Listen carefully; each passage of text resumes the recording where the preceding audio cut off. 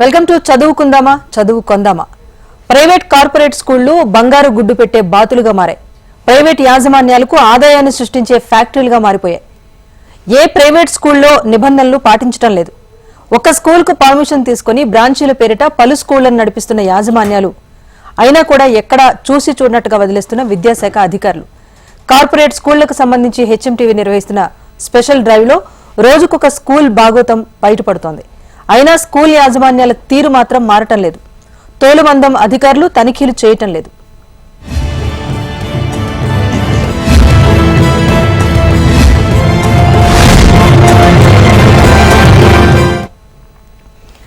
ఉమ్మడి ఖమ్మం జిల్లాలో private schools దోపిడీకి అడ్డు అదుపు లేకుండా పోతోంది.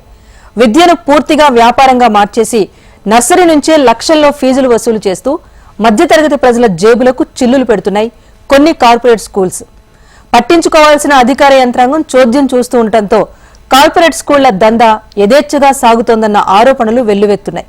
ప్రైవేట్ స్కూళ్ల దందాపై హెచ్ఎంటీవీ స్పెషల్ ఫోకస్. చదువుకుందామా చదువుకొందామా.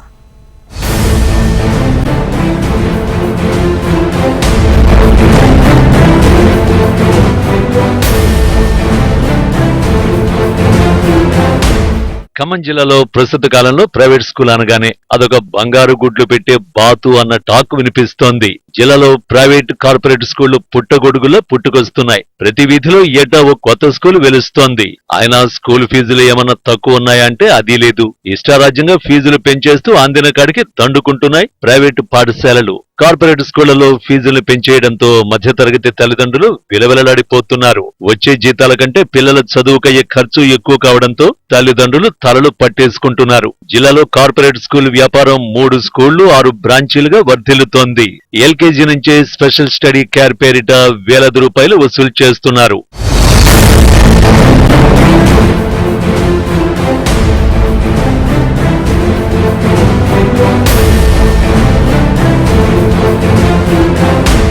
ప్రైవేటు విద్యా సంస్థలు పుట్టుకొస్తున్నాయి. హంగు ఆర్భాటాలతో హైటెక్ ఈటెక్ పేరుతో స్థాపిస్తున్న కార్పొరేట్ విద్యా సంస్థలు ప్రభుత్వ పాఠశాలని పూర్తిగా ధ్వంసం చేశాయి.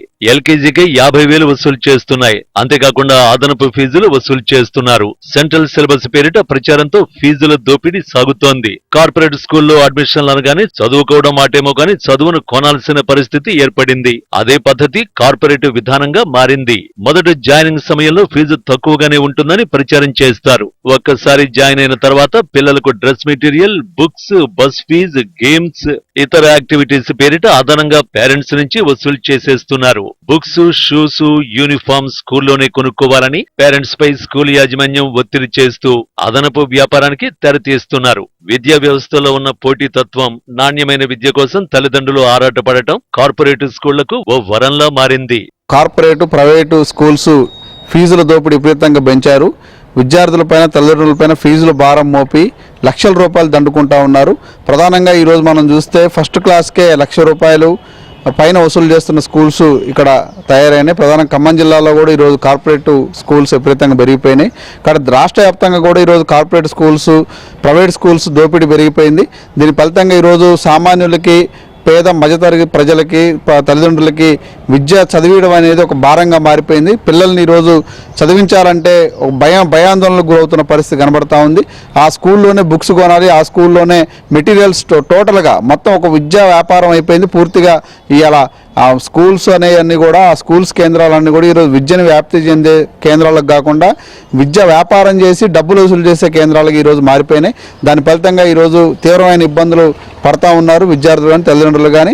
ప్రభుత్వ విద్యా వ్యవస్థని ధ్వంసం చేస్తూ కార్పొరేట్ మాయాజలం పేరుతో హంగు ఆర్భాటాలతో హైటెక్, ఈటెక్ అనే పేర్లతోటి నర్సరీ నుంచే సిబిఎస్ సిలబస్ల పేరుతోటి ఈరోజు హంగు ఆర్భాటాలతో లక్షల రూపాయల ఫీజులు దోపిడీ చేస్తున్నటువంటి స్థితి ఖమ్మంలో ఉన్నది.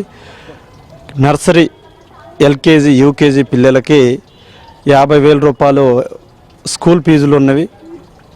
మళ్ళీ బస్ ఫీజులు సపరేటు, పుస్తకాల ఫీజులు సపరేటు. ఈరోజు దాంతోపాటు సెంట్రల్ సిలబస్ స్కూల్ అని చెప్పేసి ఈరోజు కొత్తగా పుట్టుకొచ్చిన 2 స్కూళ్ళు, గ్లోబల్ విస్తా అని, రెండోది హార్వెస్ట్కి సంబంధించినటువంటి స్కూల్ ఈరోజు ఖమ్మంలో ₹1,50,000 నర్సరీకి ఫస్ట్ క్లాస్కి ₹1,50,000 ఈరోజు ఫీజులు వసూలు చేస్తున్నటువంటి పరిస్థితి ఉన్నది. అధిక ఫీజుల వసూళ్లను అడ్డుకోవాలంటే ఫీజుల నియంత్రణ చట్టం తీసుకురావడమే కాకుండా చట్టాన్ని పకడ్బందీగా అమలు చేయాల్సిన అవసరం ఎంతైనా ఉంది. తల్లిదండ్రులు, విద్యార్థి సంఘాలు ఎన్నిసార్లు విన్నవించినా ఫీజుల నియంత్రణను ప్రభుత్వాలు పట్టించుకోవడం లేదు. చట్టం రాకపోయినా అధిక ఫీజులు వసూలు చేయకూడదన్న నిబంధనలు ఉన్నప్పటికీ యాజమాన్యాలు అమలు చేసిన పాపాను పోవడం లేదు. అయినా కూడా ప్రభుత్వ యంత్రాంగం నిమ్మకం నీరెత్తినట్లు చూస్తూ ఉండిపోవడంపై పలు అనుమానాలు వ్యక్తమవుతున్నాయి. ఈ తెలంగాణ రాష్ట్రంలో మేము అధికారంలోకి వస్తే ఫీజుల నియంత్రణ చట్టాన్ని తీసుకొస్తాం, ఫీజుల నియంత్రణ చట్టాన్ని అమలు చేస్తామని చెప్పినటువంటి ఈ కాంగ్రెస్ ప్రభుత్వం కూడా 8 నెలలు గడుస్తున్నప్పుడు కూడా ఈ కనీసం ఫీజు నియంత్రణ చట్టం పైన ఒక కమిటీ వేయకుండా ఈ కమిటీ ద్వారా ఫీజుల నియంత్రణ చట్టాన్ని అమలు చేయాల్సినటువంటి అవసరం ఉంది. కానీ ఆ వైపుగా ఈ ప్రభుత్వం అడుగులు వేయకుండా ఒకవైపు ప్రభుత్వ విద్యారంగాన్ని మెరుగుపరుస్తుందని చెప్తూనే మరోవైపు ప్రైవేట్ కార్పొరేట్ విద్యా సంస్థలకు విచ్చలవిడిగా పర్మిషన్ ఇస్తూ ఇవాళ విద్యను పూర్తిగా కార్పొరేటీకరణ, ప్రైవేటీకరణ చేసే విధంగా ఇవాళ ఈ రాష్ట్రంలో కూడా కనపడుతున్న పరిస్థితి ఉంది. స్కూల్కి అడ్మిషన్ పోతే మొత్తం బయట మనం ఫ్యాన్సీ షాప్లలో లేదా బుక్ స్టేషనరీలో కొనుక్కునే ప్రతి వస్తువు స్కూళ్ళల్లోనే కొనుక్కునేటువంటిది, అది కూడా మార్కెట్ రేట్ కన్నా భిన్నంగా ఈ 10 రూపాయలు ఉన్న వస్తువుని 50 రూపాయలకి కొనుక్కునేటువంటి పరిస్థితి. ఈరోజు లక్షల రూపాయలు నష్టపోతున్నటువంటి పరిస్థితి, వేల రూపాయలు దన్నుకుంటున్నటువంటి పరిస్థితి ఈరోజు పేరెంట్స్ నుంచి నష్టపోతున్న పరిస్థితి ఉన్నది. దీని మీద తక్షణమే జిల్లా కలెక్టర్ నుంచి మొదలుకొని ప్రభుత్వం కూడా తక్షణమే స్పందించి ఈ ఫీజుల నియంత్రణ చట్టాన్ని అమలు చేసి ఇట్లాంటి స్కూళ్ళ మీద చర్యలు తీసుకోవాలి.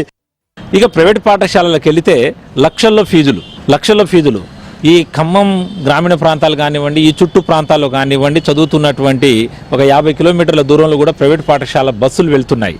బస్సులకు ఫీజులు వేరే ఉంటున్నాయి. పుస్తకాలు వాళ్ళ దగ్గరనే మెటీరియల్ తీసుకోవాలి, వాళ్ళ దగ్గరనే నోట్బుక్స్ తీసుకోవాలి, వాళ్ళ దగ్గరనే దుస్తులు కానివ్వండి, యూనిఫామ్ కానివ్వండి, అన్నీ వాళ్ళ దగ్గరనే తీసుకోవాలి. వాటికి కూడా బయట మార్కెట్లో ఉన్న దానికంటే డబుల్ రేట్లు వేయడం జరుగుతుంది. దానివల్ల ఇవాళ సామాన్యుడు పాఠశాలకు పంపించలేక అప్పులు చేసి చాలా ఆర్థికంగా నష్టపోయి అనేక మంది బాధపడుతున్నారు. అంటే విద్యా వ్యవస్థ మొత్తం అస్తవ్యస్తంగా ఉంది. దీని మీద గత ప్రభుత్వాలు కూడా అదే తప్పు చేశాయి. ఏ మాత్రం యాక్షన్ తీసుకోకుండా స్ట్రెంత్ తగ్గారని చెప్పేసి సంవత్సరానికి 200 స్కూళ్ళు 300 స్కూళ్ళు తీసివేస్తూ వచ్చినాయి అనమాట. అంటే పరోక్షంగా ప్రైవేట్కే ప్రభుత్వమే వాళ్లకు ప్రోత్సహించి ప్రైవేట్ పాఠశాలలు పెట్టండి, ప్రభుత్వ పాఠశాలను పీకేద్దామన్నట్టు వ్యవహరిస్తుందన్నమాట. ఎన్నిసార్లు హెచ్చరించినా స్కూల్ యాజమాన్యాలు స్కూళ్లలోనే బుక్స్, యూనిఫాముల అమ్మకాలు సాగించడం ఇలాంటి అనుమానాలకు బలాన్ని చేకూరుస్తోంది. బుక్స్, యూనిఫామ్స్ ఏమైనా సేవా దృక్పథంతో పంపిణీ చేస్తున్నాయా అంటే అదీ లేదు. మార్కెట్ రేటు కంటే రెట్టింపు ధరలకు అమ్ముతూ పక్కా వ్యాపారం నిర్వహిస్తున్నాయి. ఇవాళ ప్రైవేట్ కార్పొరేట్ విద్యా సంస్థల్లో ఒక మార్కెట్ కేంద్రాలుగా తలపిస్తున్న పరిస్థితి ఉంది. ఇవాళ పాఠ్య పుస్తకాలు కావచ్చు, బెల్ట్లు కావచ్చు, టైలు కావచ్చు, పిల్లవాడి స్కూల్లో చదివితే కనీసం ఇవాళ ఈ స్కూల్లో బుక్స్ కొనాల్సిందే, బయట కొన్న బుక్స్ మేము ఇక్కడ యాక్సెప్ట్ చేయము, ఆ కరికులం వేరు, ఈ కరికులం వేరు అని చెప్పేసి అని ఇవాళ ఫస్ట్ క్లాస్కే 5,000 నుంచి 6,000 రూపాయలు ఇవాళ బుక్స్ పేరు మీద వసూలు చేస్తున్నటువంటి పరిస్థితి ఉంది. ఇలాంటి దందాన్ని కూడా కనీసం ఈ జిల్లాలో ఉన్నటువంటి విద్యాశాఖ అధికారి పట్టించుకోకపోవడం చాలా ఇది బాధాకరమైనటువంటి విషయం. ఇప్పటికే ఇవాళ విద్యార్థుల తల్లిదండ్రులు కూడా ఇవాళ ఇదేంటి ఫీజు అని చెప్పని ఇంత ఫీజు ఏందని ప్రైవేట్ విద్యా సంస్థల యజమానులు అడిగితే దాష్టికమే ప్రదర్శిస్తున్నటువంటి పరిస్థితి ఉంది. విద్యార్థి తల్లిదండ్రుల ముందే అవమానిస్తున్నటువంటి పరిస్థితి కూడా ఇవాళ ఈ ఖమ్మం జిల్లాలో కనిపిస్తున్నటువంటి పరిస్థితి ఉంది. ఇక ఖమ్మం జిల్లాలో కాలనీకో కార్పొరేట్ స్కూల్ వెలిసింది. జిల్లాలో సుమారు 300కు పైగా ప్రైవేటు విద్యా సంస్థలు ఉండగా వాటిల్లో లక్షల్లో ఫీజులు వసూలు చేసే పాఠశాలలే ఎక్కువగా ఉన్నాయి. బడా కార్పొరేట్ స్కూల్స్ అని చెప్పుకునే కొన్ని సంస్థలు 1వ తరగతికి 50,000 నుంచి ₹1,00,000 వసూలు చేస్తున్నాయి. పైగా గ్రామాల నుంచి వచ్చే పిల్లలకు ఆంగ్ల విద్య స్పెషల్ అంటూ ఫీజులు వసూలు చేయడమే పరమావధిగా ప్రైవేట్ స్కూల్స్ యాజమాన్యాలు కొత్త రకం దందాకు తెరతీశాయి. లక్షల్లో ఫీజులు వసూలు చేస్తున్న కొన్ని స్కూళ్లకు ప్రభుత్వ అనుమతులు కూడా లేనట్టు తెలుస్తోంది. అలాంటి స్కూళ్లపై విద్యాశాఖ అధికారులు ఎందుకు చర్యలు తీసుకోవడం లేదన్నది ఆ దేవుడికే తెలియాలి. ప్రభుత్వ పాఠశాలల్లో మౌలిక సదుపాయాలు, అవసరమైన సంఖ్యలో టీచర్లు లేకనే తప్పని స్థితిలో ప్రైవేటులో కొందరు తల్లిదండ్రులు తమ పిల్లల్ని చేర్పిస్తున్నారు. ప్రభుత్వ అధికారులు స్పందించి ప్రభుత్వ స్కూళ్లను గాడిలో పెట్టడంతో పాటు ప్రైవేటు పాఠశాలలపై నిఘా పెంచి నిబంధనలకు అనుగుణంగా నడుచుకునేలా చూస్తే మధ్యతరగతి పేరెంట్స్ కు న్యాయం జరుగుతుంది. ఇప్పటికైనా విద్యా దోపిడీకి పాల్పడుతున్న సంస్థలపై చర్యలు తీసుకోవాలని విద్యార్థుల తల్లిదండ్రులు, విద్యార్థి సంఘాలు కోరుతున్నాయి. పర్మిషన్ లేనటువంటి స్కూల్స్ ఈరోజు చాలా ఉన్నవి. పర్మిషన్ లేకుండా ఈరోజు అడ్మిషన్ నడుస్తున్న స్కూల్స్ ఉన్నవి. తక్షణమే ఆయా స్కూల్ని సీజ్ చేయాలని, లేకపోతే భవిష్యత్తులో పేరెంట్స్ కానీ మొత్తం పబ్లిక్ మొత్తం కూడా చాలా ఇబ్బంది పడే పరిస్థితి ఉన్నది. ఎందుకంటే ఇప్పటికే ప్రభుత్వ పాఠశాల అంటే ఇక్కడ ప్రభుత్వ పాఠశాలలో మౌలిక సదుపాయాలు లేవు అనేటువంటి, టీచర్ లేరు అనేటువంటి తదితరుల సమస్యలతోటి ఈరోజు గడప దాటి వేరే స్కూల్కి పోతున్నట్టు ప్రైవేట్ స్కూల్కి పోతుంటే, ప్రైవేట్ స్కూల్లో గవర్నమెంట్ స్కూల్ మూతపడ్డ తర్వాత ప్రైవేట్ స్కూల్లో హంగు ఆర్భాటాలతోటి చాలా అది మొత్తం మాకు ఎదురు లేదు. ఇక్కడ మా దగ్గర చదవకపోతే ఇంకేడా చదువుకునేటానికి వాళ్ళకి దిక్కు లేని విధంగా ఈరోజు ప్రభుత్వాలు కార్పొరేట్ ప్రైవేట్ విద్యా సంస్థలు కలిపి చేస్తున్నారు. కాబట్టి దీని మీద తక్షణమే ప్రభుత్వం స్పందించాలి, అధికారులు రైడ్స్ చేయాలి.